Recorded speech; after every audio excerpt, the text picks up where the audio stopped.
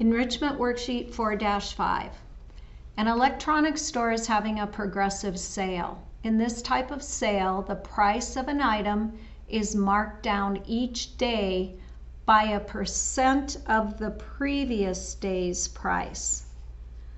The percent markdown is the same from one day to the next. The graph shows the price of a particular television set over several days. The price for day 0 is the original price of the television. I want you to look at and pay attention. Sorry, I just had a water disaster on my desk. To the graph. The graph goes in increments of 40 on each line. Between the numbers that they wrote, those are increments of 80. But I would suggest you go in and write the increments that you can't see, that they did not write, by adding 40 each time.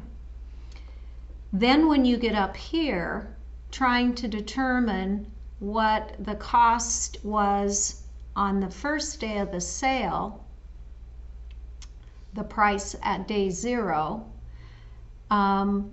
this increases by 40 each time. This dot is meant to be halfway in between.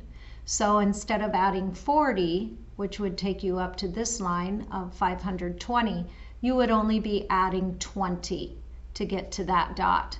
You do have some dots that are not right on the line, so just use the line below it and add 20 to get to your answer. The other thing I want to clarify for you is that number 3 is saying, how do you know the points of the graph do not represent a linear relationship? I want to remind you of what we learned when we were doing our proportion unit. There was something in there that talked about a proportional relationship and what kind of a line was formed, and we also had a formula for a constant of proportionality. This was back on lesson 3-4, page 182. When you're looking for constant of proportionality, we were looking for k equals y divided by x. And then we could rearrange within this equation to get y was equal to k times x, and that y was equal to k, just reversing them, k times x. But we want to be thinking about this constant and the y divided by x. That will help you when you come to the explanation for how do you know that the points of the graph do not represent a linear relationship. So I want you to use what you know about that equation, k is equal to y divided by x,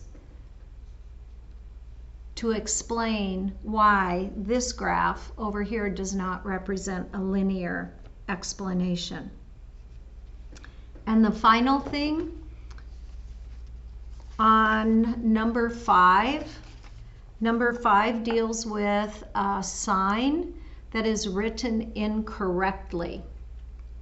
The question asks you to just describe the error in the sign and explain what will happen on the 10th day of the sale if the sign is not changed and the pattern continues.